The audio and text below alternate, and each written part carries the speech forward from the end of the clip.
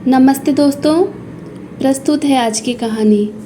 जालिम बहू ने ससुर से बर्तन धुलवाए, 2 दिन बाद खाने को दी बासी रोटियां। जाकिर जी आंसुओं से भरी आंखें लिए हुए अपने कमरे में बैठे हुए थे और लगातार कमरे की दीवार पर लगी अपनी बीवी की तस्वीर को निहारते जा रहे थे और अपनी बीवी के साथ बिताए हुए सुहाने पलों को याद कर रहे थे। उनकी आंखों से लगातार आंसू बहे जा रहे थे। बीवी के जाने के बाद उन्हें अपनी ज़िंदगी बहुत बोझ जैसी लग रही थी। आज सुबह से ही जाकिर जी की हालत ख़राब थी। उनके पेट में अचानक दर्द शुरू हुआ और उन्हें उल्टियाँ होनी शुरू हो गईं। शायद बासी खाना खाने के कारण उन्हें एसिडिटी हो गई थी। आज उनका बेटा अशरफ भी जल्दी ऑफिस चला गया था। जाकिर जी ने अपनी बहू को कहा, बहू ज़रा अशरफ को फ़ोन लगाकर घर बुला लो। मेरी हालत कुछ ज़्यादा ही ख़राब लग रही है। शरीर में जैसे जान ही नहीं रही। जाकिर जी की इतना कहने की देर थी कि बहू सुहाना तो जैसे उन पर चिल्लाने को तैयार बैठी थी। अब्बू, आपको तो और कुछ काम है नहीं सिवाय मेरे शौहर के खर्चों को बढ़ाने के। ऑफिस गए हैं वो, और आपके लिए ऑफिस छोड़कर तो नहीं आ सकते ना। कितनी बार कहा है जितना खाना पचे उतना ही खाया करो। खाने में तो आप किसी चीज़ का परहेज करते नहीं, सारा दिन मुंह चलता रहता है। बुढ़ापे में भी जीभ पर काबू नहीं रखोगे तो उल्टियाँ तो करोगे ही ना। बहू की जली कटी बातें सुनकर जाकिर जी चुप करके वापस अपने कमरे में बैठ गए। बैठे बैठे उन्हें याद आया कि जब भी उनका पेट खराब होता था या कभी उल्टियाँ होती थी तो उनकी बीवी शाहिदा उन्हें पानी में नींबू और काला नमक का शरबत बनाकर दिया करती थी, जिसे पीकर उन्हें राहत मिल जाती थी। शरबत बनाने के लिए जाकिर जी ने अपनी पोती जिया को आवाज़ दी और थोड़ा सा नींबू पानी बनाने के लिए कहा। जिया ने ही दादाजी के लिए नींबू पानी बनाया और दादाजी को दिया। नींबू पानी पीकर जैसे ही गिलास रखने लगे तो कमजोरी के कारण कांपते हाथों से पानी का गिलास नीचे गिरा और टूट गया। जैसे ही सुहाना ने गिलास टूटने की आवाज़ सुनी, वह दौड़ी दौड़ी रसोई घर में आई। अब तो अब्बू की खैर ही ना थी। सुहाना ने अब्बू पर तानों की बौछार कर दी। जानते हैं कितना महंगा गिलास था, आप तो कमाते हैं नहीं, वगैरह वगैरह। उसका एक एक लफ्ज़ अब्बू के दिल में तीर की तरह चुभ रहा था। अब दोपहर के 3 बजने को आए थे और उल्टियों की वजह से अब्बू का पेट बिल्कुल खाली हो चुका था और उन्हें बहुत ज़ोर से भूख लग रही थी। लेकिन बहू से कहने की उनकी हिम्मत नहीं हो रही थी, तो खुद ही उठे और रसोई में जाकर खाना निकालने लगे। खाना लेकर अपने कमरे की तरफ बढ़े ही थे कि सुहाना ने रास्ते में ही उन्हें टोक दिया और बोली, ये क्या है अब्बू, अभी तो आपको उल्टियाँ हो रही थी और इतनी जल्दी आपको भूख भी लग गई। आपको क्या दिख नहीं रहा कि आपकी उल्टियों की वजह से कितनी गंदगी फैल गई है। सारा घर गंदा हो गया है। जाइए और पहले वो गंदगी साफ़ कीजिए। कहते हुए सुहाना ने अब्बू के हाथ से खाने की प्लेट छीन ली। भूख प्यास से तड़पते हुए जाकिर जी केवल बहू की तरफ देखते ही रह गए। सुबह से शाम हो गई, लेकिन जाकिर जी के मुंह में रोटी का एक निवाला तक न गया। शाम को जब उनका बेटा अशरफ घर आया तो उसने पूछा, अब्बू जी क्या बात है, आपकी तबीयत ठीक नहीं लग रही। जाकिर जी ने उन्हें अपना हाल सुनाया तो अशरफ बोला, तो आप मुझे बताते, मैं आपको डॉक्टर के पास ले चलता। बेटा, वो बहू कह रही थी कि जैसे ही जाकिर जी कुछ बोलने को हुए तभी उनकी बहू सुहाना उनकी तरफ देखकर घूरने लगी। वो वहीं चुप हो गए। अब्बू, आप कुछ कह रहे थे, बोलिए ना, क्या बोलना चाहते थे। अशरफ ने अपने अब्बू से जानना चाहा। बेटा, मैं वो कह रहा था कि मेरी दवाई ख़त्म हो गई है, जब तुम कल शाम को ऑफिस से आओगे तो लेते आना। अरे अब्बू, आपकी दवाई तो मैं 2 दिन पहले ही ले आया था, मैंने सुहाना को दे दी थी। सुहाना, तुमने अब्बू को दवाई क्यों नहीं दी। अशरफ ने अपनी बीवी को आवाज़ लगाते हुए कहा। सुहाना दौड़ कर आई और बोली, जी मैं काम में भूल गई थी, अभी लेकर आती हूँ। अब्बू ने भी तो मुझसे कुछ नहीं पूछा। अगले दिन सुबह अशरफ उठा तो उसने देखा कि रसोई घर में अब्बू बर्तन धो रहे हैं। अशरफ ने कहा, अब्बू ये क्या कर रहे हैं आप? तो बोले, अरे दिल बहलाने के लिए थोड़ा सा काम कर लेता हूँ, मैं अपनी खुशी से कर रहा हूँ, बैठे बैठे कर दूँगा क्या। ये सुनकर अशरफ चुप हो गया। जब अशरफ तैयार होकर ऑफिस के लिए निकल गया तो सुहाना अब्बू से बोली, अच्छा तो दवाइयाँ न मिलने पर आप उनसे शिकायत कर रहे थे मेरी, और आज उनके सामने ही बर्तन धोने शुरू हो गए। थोड़ी देर के लिए रुक नहीं सकते थे? दिखाना ज़रूरी था ना कि मैं आपसे घर का काम करवाती हूँ। तो ठीक है, आपकी आज भी खाने से छुट्टी। यह सुनकर जाकिर जी बहू के आगे हाथ जोड़कर गिड़गिड़ाने लगे और बोले, बहू 2 दिन हो गए हैं मुझे खाना खाए हुए, भूख के मारे जान निकली जा रही है, खाने के लिए 2 रोटी दे दो। कहते हुए जाकिर जी की आंखों में आंसू आ गए। सुहाना ने थोड़ी सी दया दिखाते हुए जाकिर जी को रात की पड़ी बासी रोटी दे दी और उनके आगे चाय रखते हुए बोली, यह लो, आज तो दे रही हूँ, लेकिन आगे से आपने किसी से भी कोई भी शिकायत करने की कोशिश की तो अपना अंजाम सोच लेना। यह कहकर सुहाना तैयार होकर अपनी किटी पार्टी में चली गई। जाकिर जी अपनी बीवी की तस्वीर की तरफ देखने लगे और बोलने लगे, देख रही हो, ऐसा खाना तो कोई किसी को देता भी नहीं है, किसी भिखारी या फ़कीर को भी ऐसा खाना नहीं दिया जाता। उनकी बीवी का देहांत हुए 6 महीने हो चुके थे। इन 6 महीने में वही जानते हैं कि उन्होंने एक एक सांस किस तरह ली। खैर 2 दिन के भूखे थे तो वह पुरानी बासी रोटियों पर भी टूट पड़े। अगले दिन जाकिर जी अपने बेटे से बोले, अरे बेटा देखना, ये मेरा चश्मा टूट गया है, शाम को जब तुम ऑफिस से आओगे तो इसे ठीक करवाते आना। अरे अब्बू, आपका चश्मा तो बिल्कुल पूरी तरह से टूटा हुआ है। ये कहते हुए अशरफ ने सुहाना को आवाज़ लगाई और कहा, आज अब्बू को ले जाकर उनकी आंखें भी टेस्ट करवा देना और उनके लिए एक नया चश्मा भी बनवा लाना।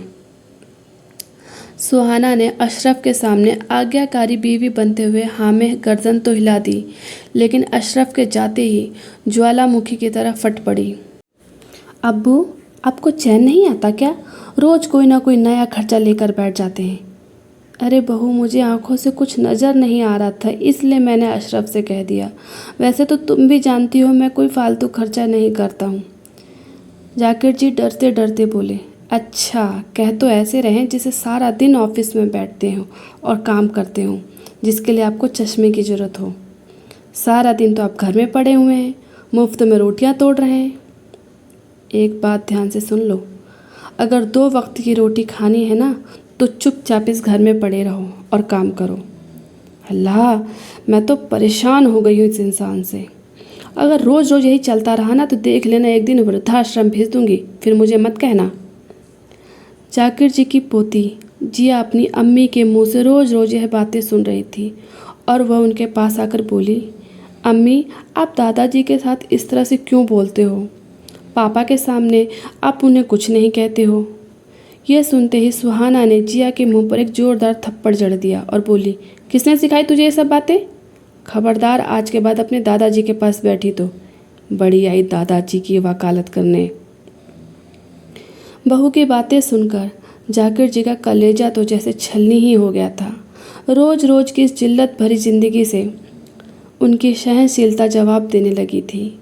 वो अपने बेटे को सब कुछ बता देना चाहते थे, लेकिन केवल यही सोचकर चुप कर जाते थे कि वो अपने घर में झगड़े का कारण नहीं बनना चाहते और बेटे बहू का परिवार नहीं तोड़ना चाहते।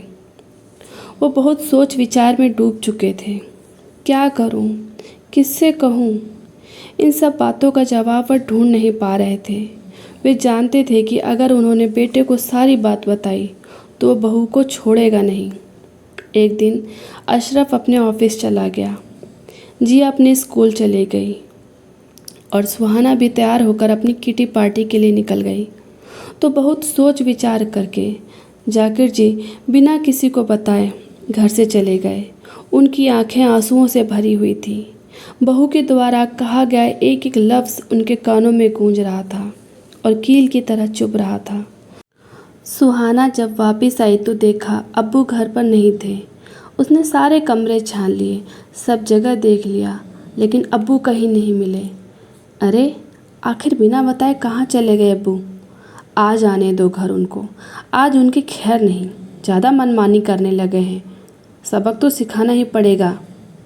लेकिन देखते देखते शाम हो गई, जिया भी घर आ गई, अशरफ के भी आने का टाइम हो रहा था, लेकिन जाकिर जी का कोई अता पता नहीं था। और उधर सुहाना डर के मारे कांपने लगी थी, क्योंकि अशरफ तो आते ही अब्बू से मिलने उनके कमरे में जाते थे। अशरफ के सवालों का क्या जवाब दूंगी? कहाँ चले गए, क्यों चले गए, क्या बात हुई थी, ये सब पूछेंगे तो क्या बताऊंगी? ये सब सोच सोच कर सुहाना के पसीने छूटते जा रहे थे। आखिर अब्बू की जिम्मेदारी तो अशरफ ने उसे ही दी थी। अशरफ सुहाना पर पूरा भरोसा करता था और सुहाना भी अशरफ के सामने अब्बू का ख्याल रखने का ढोंग करती थी, लेकिन उसे सुहाना की असलियत का पता नहीं था। पर आज पोल खुलने वाली थी। कुछ देर बाद जब अशरफ ऑफिस से आया तो वह अब्बू के कमरे में गया और अब्बू के ना मिलने पर सुहाना से उनके बारे में पूछा। सुहाना कांपते हुए बोली, वो आज अब्बू पता नहीं सुबह से कहाँ चले गए हैं। क्या मतलब है तुम्हारा? क्या तुम घर पर नहीं थी? नहीं, मैं वो किट्टी पार्टी में गई थी। अशरफ गुस्से में लाल हो गया। तुम और तुम्हारी किट्टी पार्टी? अगर मेरे अब्बू को कुछ हो गया ना तो तुम्हें छोड़ूंगा नहीं, सच बता रहा हूँ। तुमसे तो मैं बाद में निपट लूँगा। कहते हुए अशरफ अब्बू को ढूंढने के लिए बाहर निकल पड़ा। अशरफ ने अब्बू को आस पड़ोस में खोजा। जैसे ही पड़ोसियों को पता चला कि अब्बू अपना घर छोड़कर निकल गए हैं तो उन्होंने चुप रहना उचित नहीं समझा। उन्होंने सुहाना की सारी पोल खोल दी। ये कैसे सुहाना अब्बू से सब काम करवाती थी, बर्तन साफ करवाती थी, झाड़ू पोछा सब, और बदले में उन्हें खाने के लिए 2 वक्त की रोटी भी उससे न दी जाती थी। यह सुनकर अशरफ पर तो जैसे कोई पहाड़ टूट पड़ा। उसे वो पल याद आने लगे जब अब्बू उसे कुछ कहना चाहते थे पर कहते कहते बीच में रुक जाते थे। शायद सुहाना के डर के कारण ही अब्बू कुछ बोल नहीं पाते थे। कितना अनजान और कितना लापरवाह था मैं, जो मैंने सुहाना पर आंख बंद करके भरोसा किया और अपने अब्बू की जज्बातों को समझ ना सका। कहते हुए अशरफ अब्बू की खोज में दौड़ने लगा। अचानक उसे ख्याल आया कि अब्बू अपने गांव जाने के लिए निकले होंगे और हो ना हो वह रेलवे स्टेशन पर ही मिलेंगे। अशरफ दौड़ते दौड़ते रेलवे स्टेशन तक पहुंचा, लेकिन वहां जाकर भी उसे अब्बू कहीं ना दिखे। वह थक हार कर प्लेटफॉर्म पर बैठ गया और सामने ही देखा क्या, अब्बू भी प्लेटफॉर्म पर ही बैठे हुए हैं और लगातार रोए जा रहे हैं। उन्हें रोता देखकर अशरफ को अपने दिल पर 100 छुरियां चलने बराबर दर्द महसूस हो रहा था। जो अब्बू कभी आत्म स्वाभिमान के साथ रहा करते थे, वह आज मेरे कारण इस अवस्था में पहुंच गए हैं। अशरफ भागकर अपने अब्बू के पास पहुंचा। अब्बू को देखकर उनके गले लग पड़ा और फूट फूट कर रोने लगा।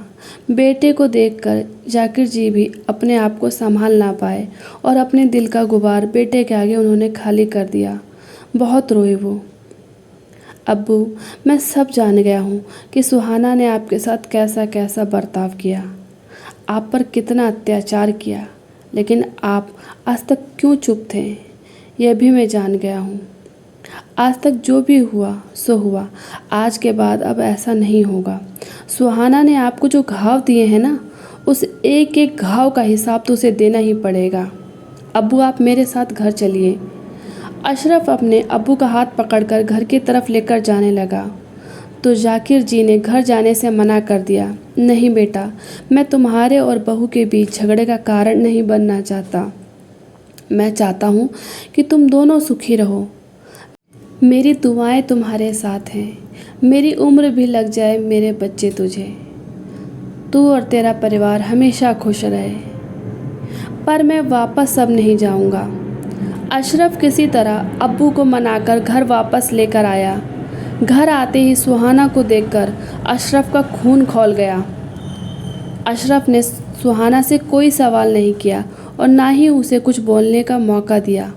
आते ही उसने सुहाना के मुंह पर 3-4 थप्पड़ तड़ातड़ जड़ दिए। आज ये नज़ारा उनके पड़ोसी भी देख रहे थे, पर किसी ने भी आकर अशरफ को नहीं रोका।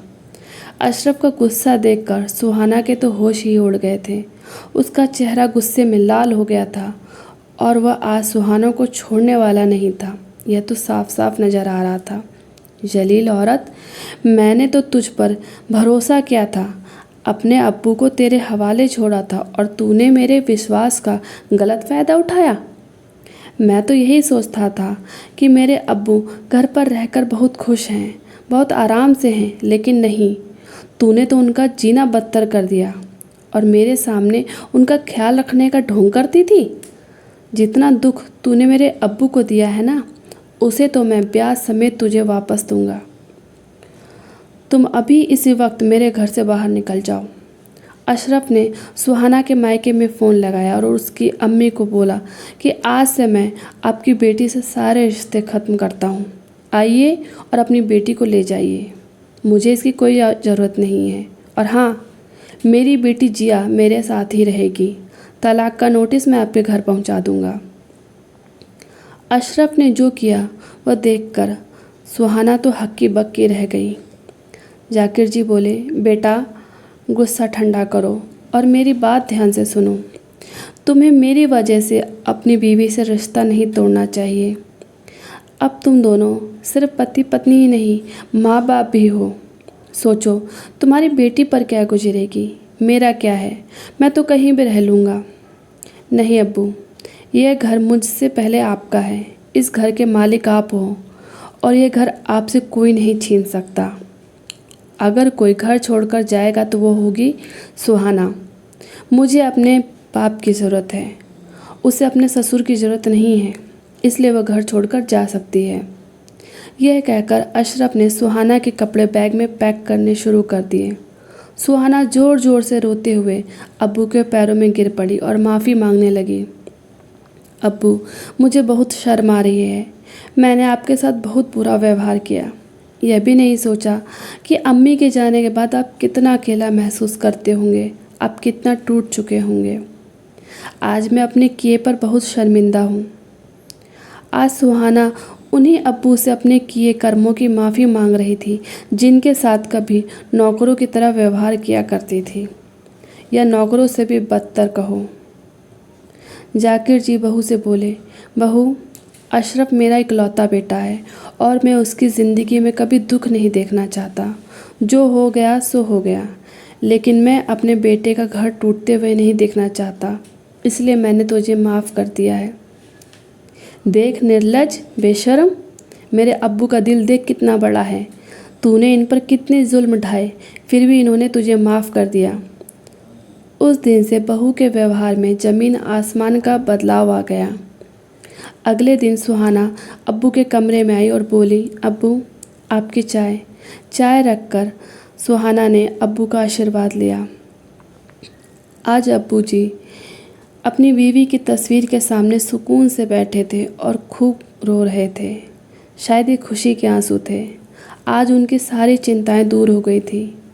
अपनी बीवी के मरने के बाद आज पहली बार ऐसा हुआ था कि वो सुकून की सांस ले पा रहे थे और यही दुआ कर रहे थे कि या अल्लाह, हर माँ बाप को अशरफ जैसा ही बेटा मिले। आशा करती हूँ आपको ये कहानी अच्छी लगी होगी। अगर आपको ये कहानी पसंद आई हो तो प्लीज़ हमारे वीडियो को लाइक करें, शेयर करें, हमारे चैनल को सब्सक्राइब करें। कहानी को लेकर आपकी क्या राय है, कमेंट में ज़रूर बताएं। कहानी सुनने के लिए आपका बहुत बहुत धन्यवाद। जय हिंद, जय भारत।